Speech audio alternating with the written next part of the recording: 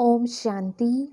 14 फरवरी 2024 के ईश्वरीय महावाक्य। पहले सुनते हैं आज की मुरली से होमवर्क। बाबा ने कहा, अंतर्मुखी हो, अपने कल्याण का ख्याल करो। अपने से पूछो, हम सदा हर्षित रहते हैं?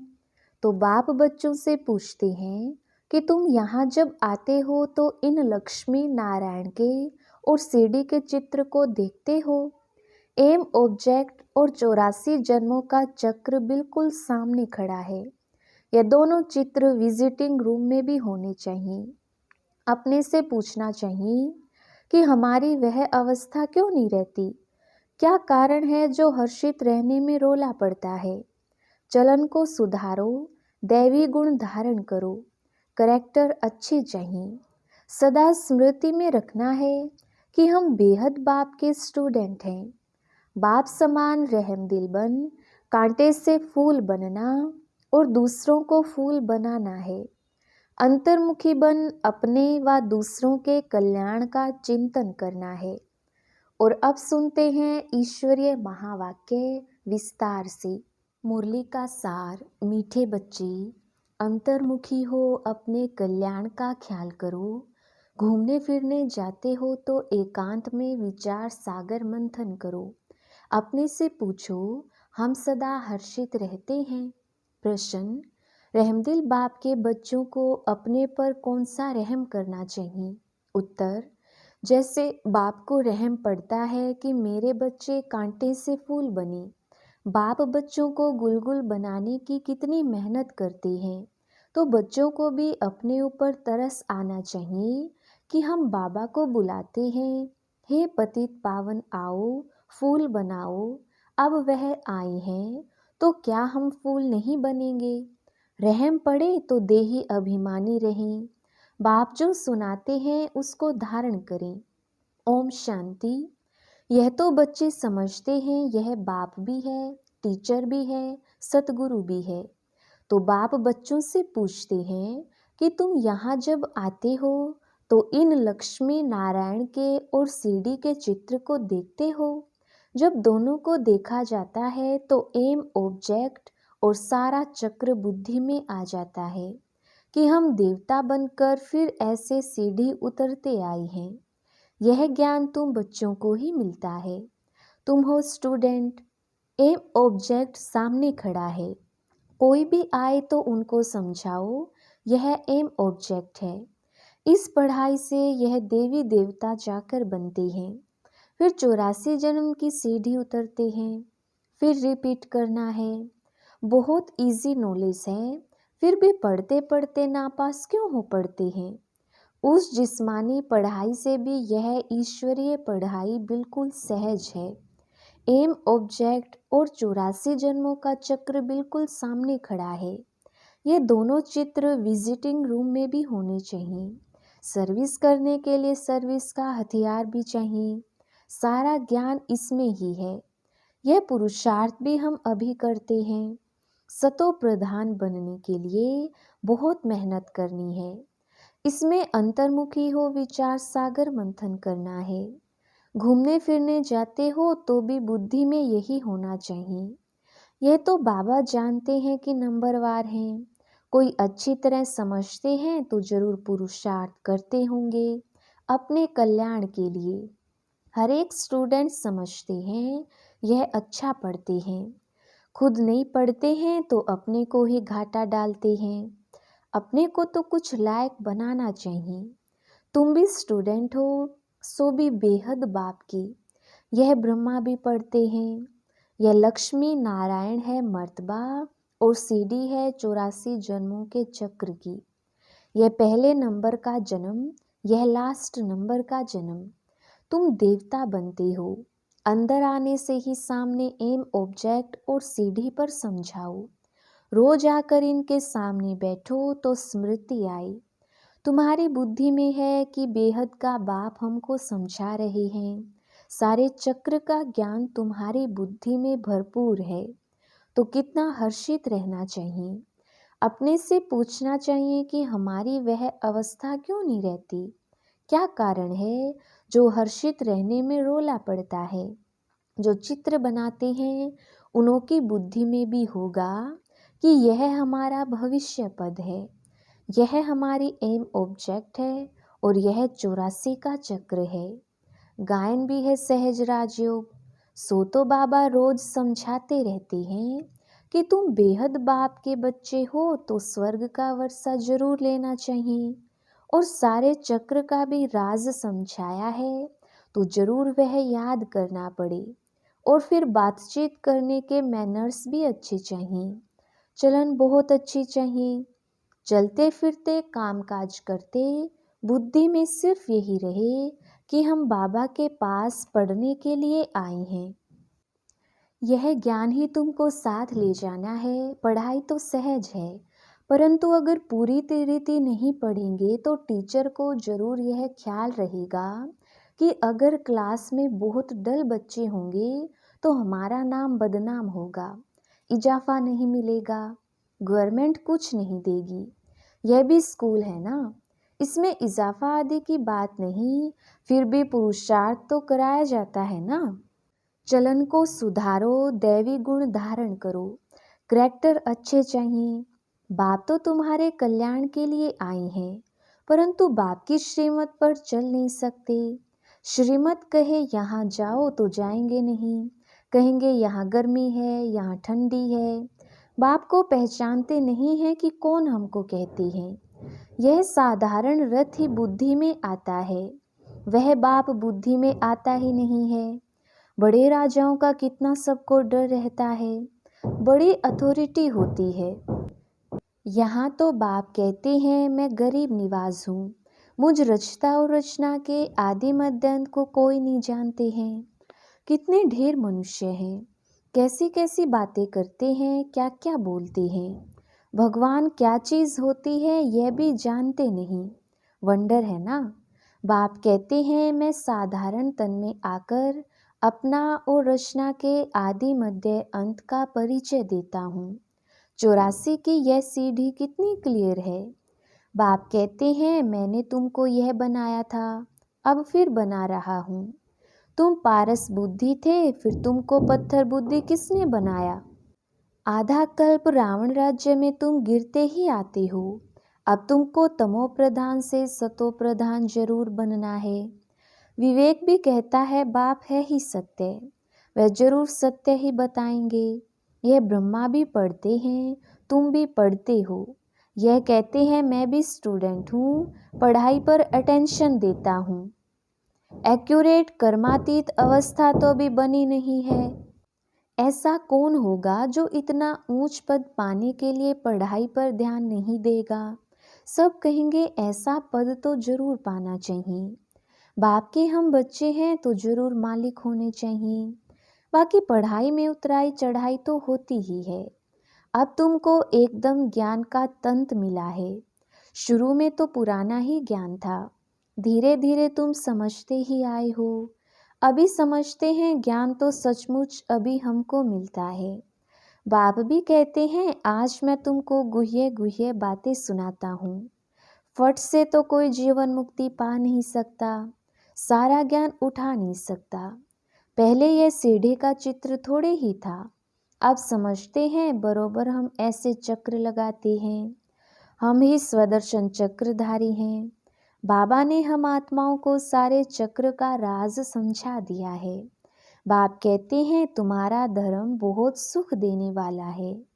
बाप ही आकर तुमको स्वर्ग का मालिक बनाते हैं। औरों के सुख का टाइम तो अभी आया है, जबकि मौत सामने खड़ा है। यह एरोप्लेन बिजलियां आदि पहले नहीं थी, उन्हों के लिए तो अभी जैसे स्वर्ग है। कितने बड़े बड़े महल बनाती हैं, समझते हैं अभी तो हमको बहुत सुख है। लंदन में कितना जल्दी पहुंच जाते हैं, बस यही स्वर्ग समझते हैं। अब उन्हों को जब कोई समझाए कि स्वर्ग तो सत्युग को कहा जाता है, कलयुग को थोड़े ही स्वर्ग कहेंगे। नरक में शरीर छोड़ा तो पुनर्जन्म भी नरक में ही लेंगे। आगे तुम भी यह बातें नहीं समझते थे, अब समझते हो। रावण राज्य आता है तो हम गिरने लग जाते हैं, सब विकार आ जाते हैं। अभी तुमको सारा ज्ञान मिला है तो चलन आदि भी बहुत रॉयल होनी चाहिए। अभी तुम सत्युग से भी जास्ती वैल्यूबल हो। बाप जो ज्ञान का सागर है वह सारा ज्ञान अभी देते हैं और कोई भी मनुष्य ज्ञान और भक्ति को समझ ना सके, मिक्स कर दिया है। समझते हैं शास्त्र पढ़ना यह है ज्ञान और पूजा करना भक्ति है। तो अब बाप गुलगुल बनाने के लिए कितनी मेहनत करते हैं। बच्चों को भी तरस आना चाहिए कि हम बाबा को बुलाते हैं पतितों को आकर पावन बनाओ, फूल बनाओ। अब बाप आए हैं तो अपने पर भी रहम करना चाहिए। क्या हम ऐसे फूल नहीं बन सकते? अब तक हम बाबा के दिल तख्त पर क्यों नहीं चढ़े हैं? अटेंशन नहीं देते। बाप कितना रहम दिल है। बाप को बुलाते ही हैं पतित दुनिया में कि आकर पावन बनाओ। तो जैसे बाप को रहम पड़ता है ऐसे बच्चों को भी रहम पड़ना चाहिए, नहीं तो सतगुरु के निंदक ठोर ना पाएं। यह तो किसको स्वप्न में भी नहीं होगा कि सतगुरु कौन। लोग गुरुओं के लिए समझ लेते हैं कि कहाँ श्राप ना दे देवें, अकृपा ना हो जाए। बच्चा पैदा हुआ समझेंगे गुरु की कृपा हुई। यह है अल्पकाल के सुख की बात। बाप कहते हैं बच्चे अपने पर रहम करो, देही अभिमानी बनो तो धारणा भी होगी। सब कुछ आत्मा ही करती है, मैं भी आत्मा को पढ़ाता हूँ। अपने को आत्मा पक्का समझो और बाप को याद करो। बाप को याद ही नहीं करेंगे तो विकर्म विनाश कैसे होंगे। भक्ति मार्ग में भी याद करते हैं, हे भगवान रहम करो। बाप लिबरेटर भी है तो गाइड भी है, यह भी उनकी गुप्त महिमा है। बाप आकर सब बतलाते हैं कि भक्ति मार्ग में तुम याद करते हो। मैं आऊँगा तो जरूर अपने समय पर, ऐसे जब चाहूँ तब आऊँ यह नहीं। ड्रामा में जब नूंद है तब आता हूँ, बाकी ऐसे ख्यालात भी कभी नहीं आते हैं। तुमको पढ़ाने वाला वह बाप है, यह भी उनसे पढ़ते हैं।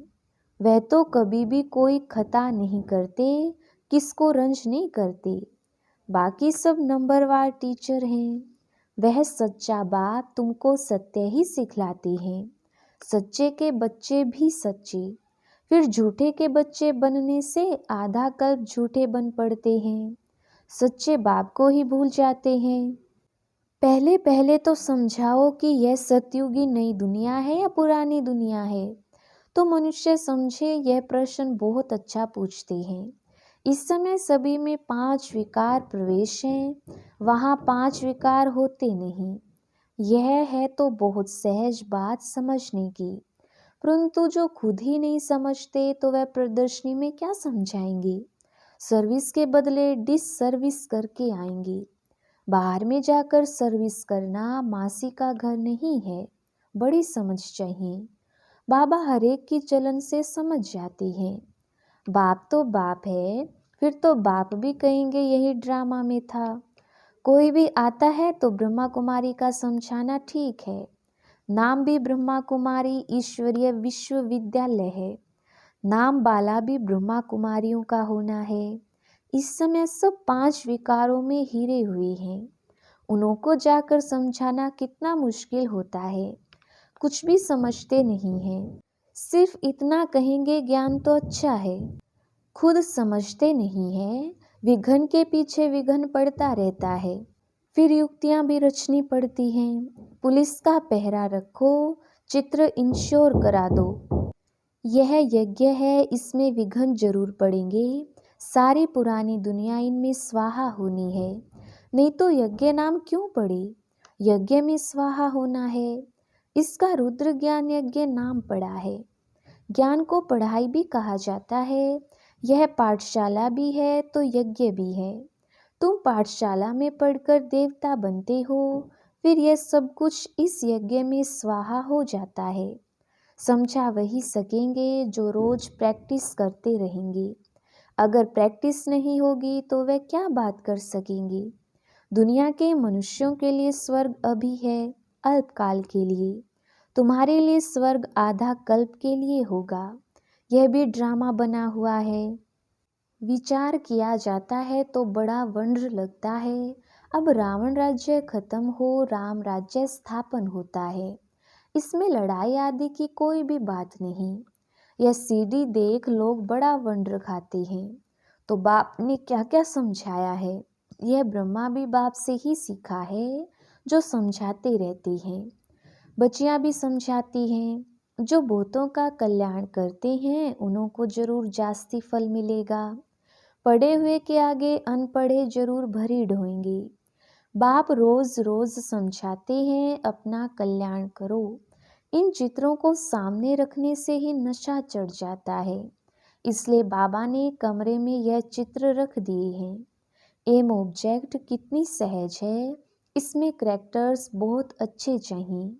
दिल साफ तो मुराद हासिल हो सकती है। अच्छा, मीठे मीठे सिकिलदे बच्चों प्रति माता पिता बाप दादा का याद प्यार और गुड मॉर्निंग। रूहानी बाप की रूहानी बच्चों को नमस्ते। हम रूहानी बच्चों की रूहानी बाप दादा को याद प्यार गुड मॉर्निंग और नमस्ते जी। धारणा के लिए मुख्य सार। पहला पॉइंट, सदा स्मृति में रखना है कि हम बेहद बाप के स्टूडेंट हैं।